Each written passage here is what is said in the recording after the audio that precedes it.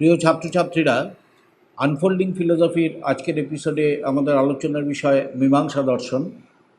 পূর্ববর্তী এপিসোডে আমরা আলোচনা করেছিলাম মীমাংসা দর্শনের জ্ঞান তত্ত্ব নিয়ে।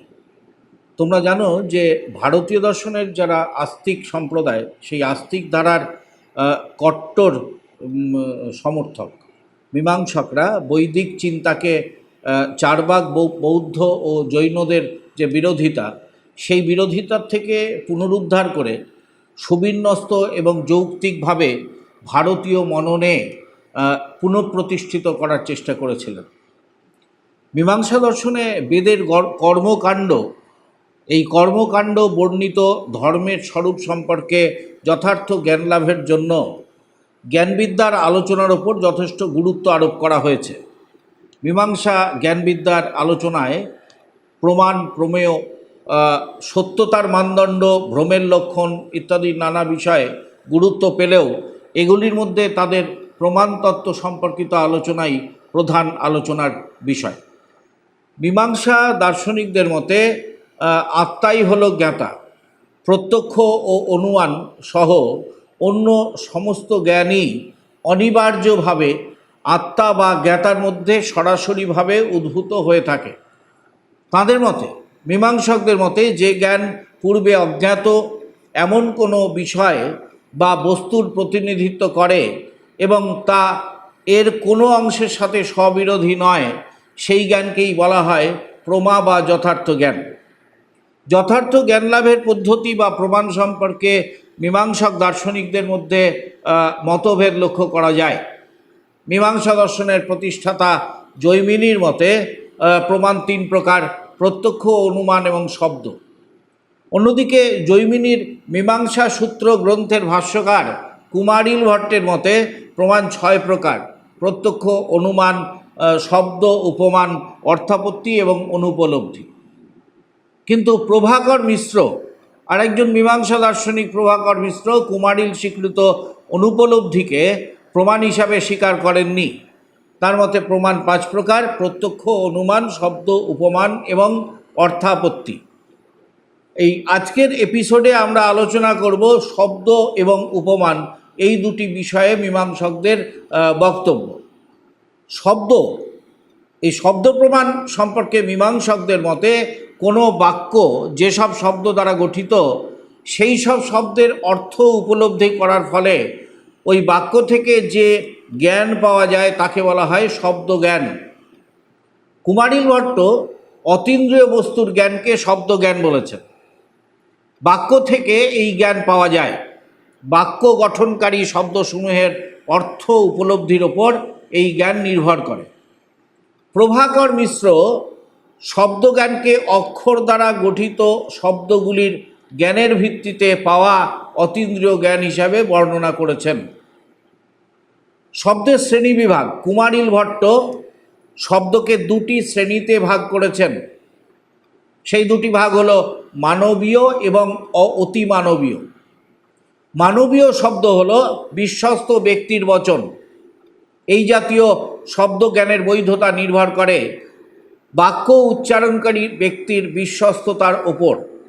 অন্যদিকে মানবীয় শব্দ হলো বেদের বচন, এর বৈধতা শতপ্রমাণিত।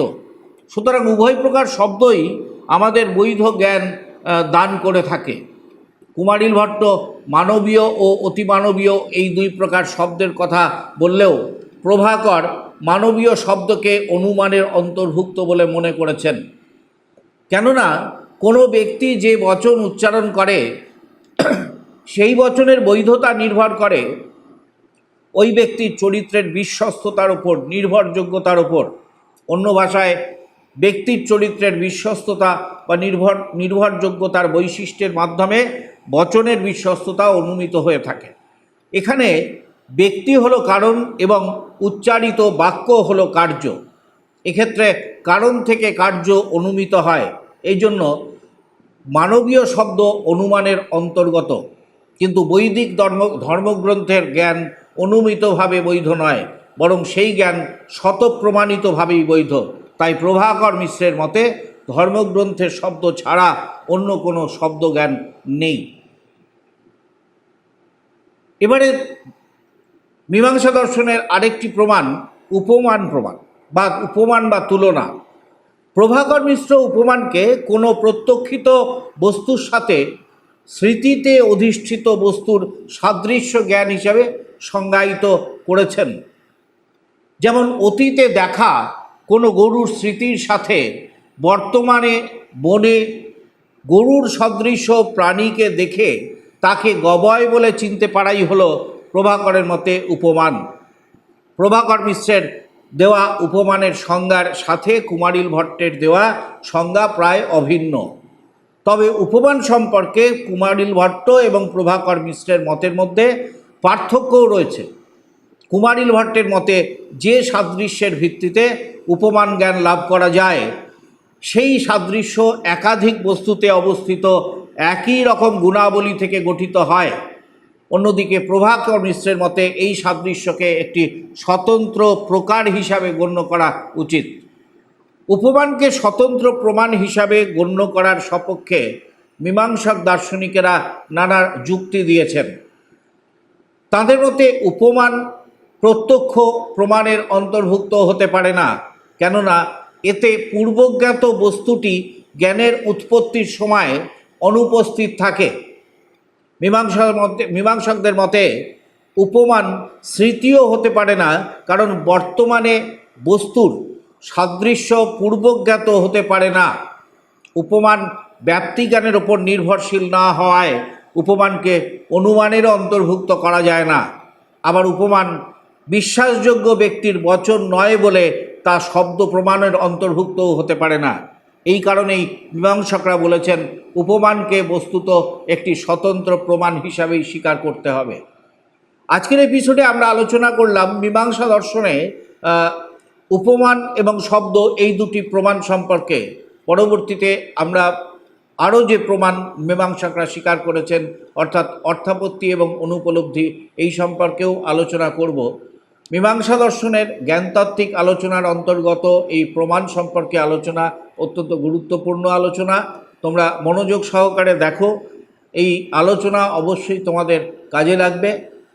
আনফোল্ডিং ফিলোসফি এই ইউটিউব চ্যানেলটিকে তোমরা বন্ধুদের মধ্যে আরও বেশি করে শেয়ার করো, লাইক করো, কমেন্ট বক্সে লিখে জানাও এবং সর্বোপরি আনফোল্ডিং ফিলোসফি এর মেম্বারশিপ তোমরা নিতে পারো। তাহলে এই আলোচনার সমস্ত পিডিএফ তোমরা তোমাদের পড়াশোনার ক্ষেত্রে, লেখাপড়ার ক্ষেত্রে কাজে লাগাতে পারবে। আজকের মতো মীমাংসা দর্শনের জ্ঞানবিদ্যার যে দ্বিতীয় পর্ব অর্থাৎ দুটি শব্দ এবং উপমান প্রমাণ সম্পর্কে আলোচনা আমরা এখানেই শেষ করছি।